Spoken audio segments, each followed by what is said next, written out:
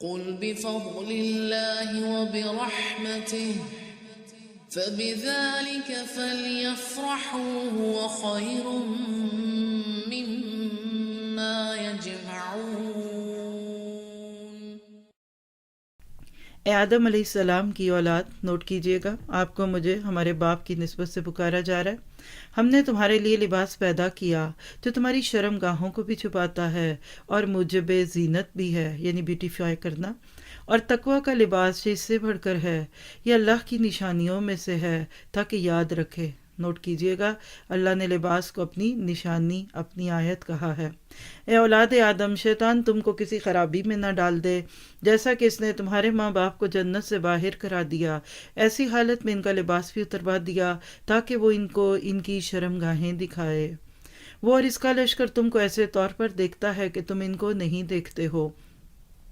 ہم نے شیطانوں کو انہی لوگوں کا دوست بنایا ہے جو ایمان نہیں لاتے، یعنی ایسے لوگ اپنے لباس اور اپنے ڈریس کوڈ کی زیادہ کیئر نہیں کرتے جن کے اندر ایمان نہیں ہوتا یا کم ہوتا ہے۔ اور وہ لوگ جب کوئی فحش کام کرتے ہیں تو کہتے ہیں ہم نے اپنے باپ دادا کو اسی طریقے پہ پایا ہے اور اللہ نے بھی ہم کو یہی بتلایا ہے۔ یعنی انسان عموماً لباس کے نام پر بھی باپ دادا کی تقلید کو ہی بنیاد بناتا ہے۔ یہ الگ بات ہے کہ آج ہماری بچیوں کے ڈریس ان کی دادیوں اور ان کی نانیوں کے ڈریس سے بالکل مختلف ہو گئے۔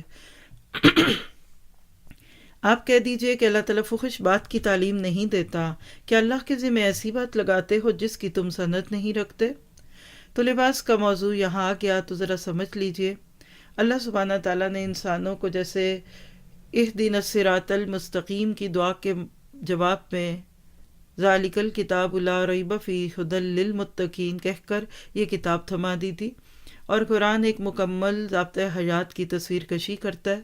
تو آپ نے ابھی تک کتنی چیزیں پڑھ لیں جس میں آپ سورہ بقرہ سے لے کے یہاں تک پہنچے ہیں، نمازوں کی بات، زکوٰۃ کی بات، جہاد کی بات، آیت بر کو ذہن میں لے آئیں تو سارے ہی ٹاپک آئیں گے۔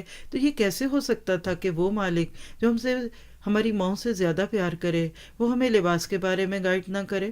اور یہ اللہ تعالیٰ کا بہت بڑا پیار ہے کہ اس نے ہمیں ہماری سوچ پہ نہیں چھوڑا، معاشرے کے ٹرینڈ پہ نہیں چھوڑا، روایات کا پابند نہیں کیا۔ تو آئیے دیکھتے ہیں کہ شریعت کے مطابق لباس کے لیے اللہ تعالیٰ کی طرف سے کیا گائیڈ لائن ہے۔ ایک سمپل سا معیار بنا لیجئے کہ وہ لباس جس میں نماز پڑھی جا سکے، یہ کم از کم کرائیٹیرین ہے۔ اور یہاں یہ بھی نوٹ کیجئے گا کہ اس وقت یہاں جو آیتیں ہیں یہ گھر کے اندر، یعنی ایک عورت اور ایک مرد عمومی طور پر کیا پہنے۔ اسی طرح سے آپ سورۃ نور میں جو دیکھیں گے وہ کیا ہے کہ گھر کے اندر رہتے ہوئے جہاں کچھ محرم اور کچھ غیر محرم رشتے ہوتے ہیں تو وہاں پھر عورتیں خاص طور پہ اور مرد بھی کیا پہنے۔ اور سورۃ الاحزاب میں پھر آئے گا گھر سے باہر جاتے وقت کیا پہنے۔ آج کیا ہوا کہ ہماری کچھ بہنوں کو غلطی لگتی ہے، لیٹ ہو رہی ہیں، دیر ہو رہی ہے، گھر کے کپڑوں میں اٹھ کر باہر نکل آتی ہیں، اور اس سے بھی زیادہ ہے کہ کمرے کے اندر پہنے ہوئے لباس میں گھر میں پھرتی رہتی ہیں۔ تو یہ یاد رکھیے کہ غلط طریقہ ہوگا۔ آسان سی بات، وہ لباس جس میں نماز پڑھی جا سکے وہ کیسا ہوگا اب یہ آپ خود سوچ سکتے ہیں، بہت ہی سمپل بات ہے۔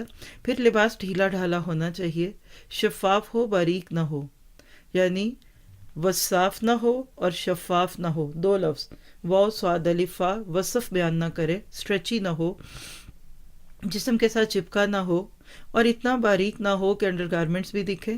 پھر اسی طرح سردی گرمی سے محفوظ رکھنے والا ہو، نمود و نمائش اور تکبر والا لباس نہ ہو۔